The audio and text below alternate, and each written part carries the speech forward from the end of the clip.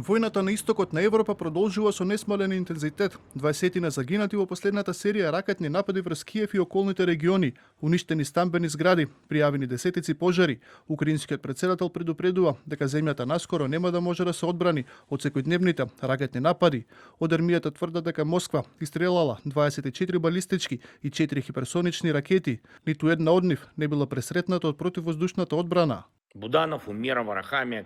Пресретнувачите на балистичките ракети може да ги спасат животите на оние што денес загинаа. Многу е важно нашите партнери да разберат дека доцнењето во испораката или неподготвеноста да се обезбедат против балистички системи директно водат до вакви ужасни жртви и разорување. Градоначалникот на Киев предупредува дека постои голема можност по дурнатините да има голем број на затрупани луѓе.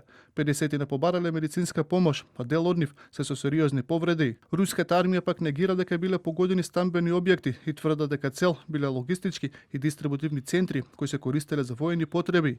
Од тамошното министерство за надворешни работи ја обвинија Европа дека се движи на погрешен пат и дека наместо да ја милитаризира, можела да ја помогне на Украина да прерасне во модерна држава. На тоа че ми говорил сам парите што Западна Европа ги испрати за поддршка на режимот во Киев, оваа така наречена помош може да се искористат за обнова на Украина во современ европски Дубај. Зборувам за технологија, инфраструктура од патишта, мостови и аеродроми до дигитализација на комерцијални стамбени згради. Таквата великодушност кон војните цели е во остра спротивност со скржавоста во конструктивните области.